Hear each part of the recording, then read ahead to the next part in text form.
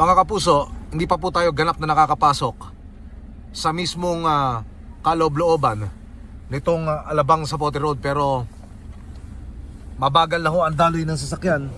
Titingnan ho natin kung ano yung sani, dahil mukhang meron hong tubig doon sa bahaging iyon ng kalsada. So alamin ho natin sa mga kapuso natin. Ano, boss, excuse me. Ano ang problema? At hindi ho hindi nakakadiretso? Nakakadiretso po, kaso daan-daan lang kasi biglang nagkaan yung mga alon eh. Ah, Kaya okay. yung mga motor, naisak dito. Okay, salamat po, sir. So hindi ho nakakapasok ngayon yung mga sasakyan ng dire-diretso. Kailangan hong pumreno muna rito pagbaba ng flyover dahil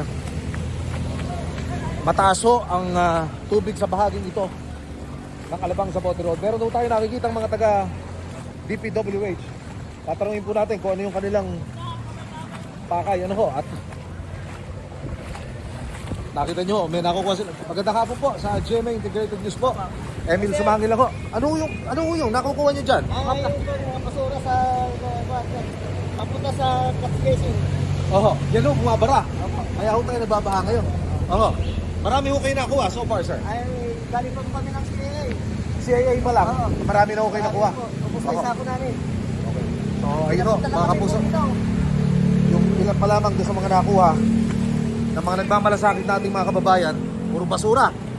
Kaya ho itong area na ito ng Alabang Zapote Road, ako, talaga ho, lubog sa tubig sa mga oras na ito. Ganap na kapasado, 3:00 ng hapon.